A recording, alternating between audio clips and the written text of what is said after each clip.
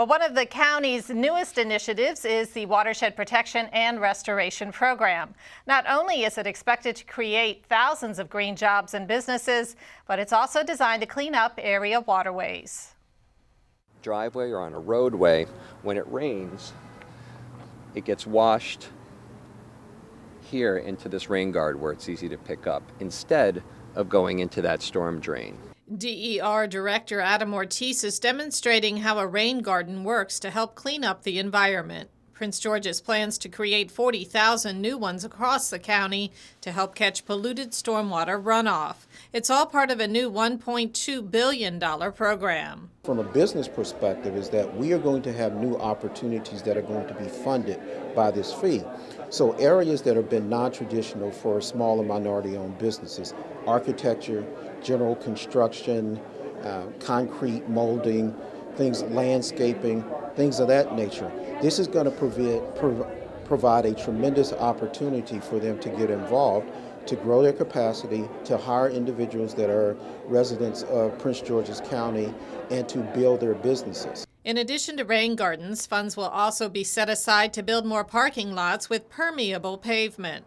That way, more water sinks into the ground rather than into the stormwater drains. Local businesses are lining up to take part in the design, construction, and ongoing maintenance needed for the program. I think JMT has a strong stake in stormwater engineering and service offerings that can definitely help the county and spur new resources that we can bring to the county. This is a design project. There are about 8,000 acres worth of things that need to be retrofit in the county, and we're hoping to get involved on the design or perhaps even the construction side of it. There are certain limitations on a small business that you just aren't going to get around unless policies are really changed, and unbundling contracts and doing some of those other things that allow small businesses to compete are that's a really essential thing.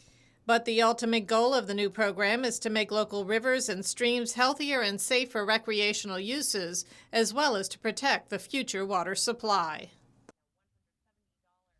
And the Watershed Protection and Restoration Program was mandated by the federal government. It called on Maryland's 9 largest counties and the city of Baltimore to establish a funding plan to pay for stormwater management improvements by July 1st, 2013. And here to give us a breakdown of what this new billion-dollar program means for Prince George's is Adam Ortiz, the director of the county's Department of Environmental Resources. And welcome. It's great to be here. Well, first off, give us a little breakdown how this program was created and what the purpose is. Sure. Well, we can go all the way back to 1972, 40 years ago. This is the time when the Jackson 5 were at their height, so that gives you a sense that a lot of time has passed.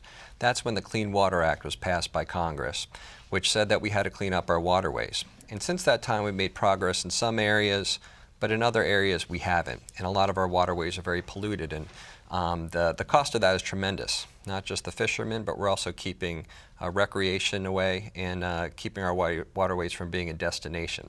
So what has happened is that the federal government said, hey, we got to do more. States and counties come up with a plan and find a way to pay for it. So this is our plan, to make sure that we're doing our best to capture pollution and stormwater runoff before it hits our streams and rivers. Well, we're talking about 5,000 new green jobs. Tell us about that. Well, you did a great piece there, Patty, and what you focused on was one of our rain gardens. And to the average person, it just looks like good landscaping. It looks like a typical tree box, but what that is a very specially engineered facility that channels polluted water, and that's water that's running off of pavement or roads, and channeling it into that garden where it could be naturally filtered. So building that stuff takes a lot of work. It requires special engineering, it requires hydrology, it requires architecture, and then so that's just on the design and the planning side. Then we have the actual construction of the facilities. So that's building trades, that's concrete, that's all that sort of capital project work that's very labor intensive. And we talked briefly about how that's going to help some of the local businesses. Absolutely. And it's not just building this stuff, Patty. The one that you focused on today, you could see was very well maintained. It was blooming. It was a beautiful asset there in the community. But that doesn't happen by accident. That's taken care of by a landscape team and this ongoing maintenance. So all the way through the lifespan of these projects are a lot of jobs and a lot of people that we have to keep working to make sure that these things function properly. Now, these rain gardens obviously will serve a functional purpose, but when you just briefly talked about the aesthetic purpose of that, are you hoping to bring some of this back into some of the inner Beltway communities?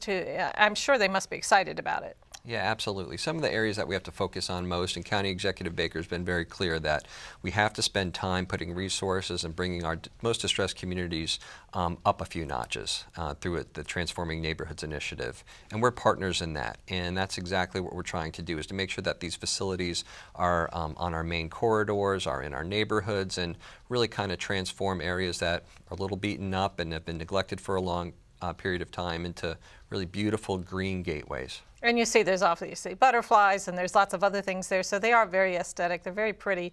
You also are talking about a pilot program for this. Absolutely. So we have to do a lot of work in order to really clean up our rivers here in Prince George's County. As you mentioned, we have to spend $1.2 billion. That's a lot of money, but the only way to do it is to really get these projects in the ground as fast as possible. You know, government does some things well, but government can also be very slow. So one of the things that we're doing is contracting a private partner who's going to be the administrator of this program. There'll be oversight and transparency of that process, but being in the private sector, they're able to do contracting faster. They're able to use market forces to bring costs down in ways that we can't do in government, and to get more stuff built and put more people to work. So it's clearly a public-private type of relationship, partnership. Yeah, that's exactly what it is. And we're looking to roll it out just with about 25% of our spending to just check it out, see how it works. Do we have a partner that's really meeting the needs and serving the community and creating the jobs that we so desperately need here in Prince George's County? Then if that works, we'll probably expand that role. All right, so the key to this is getting the businesses to sign on as well.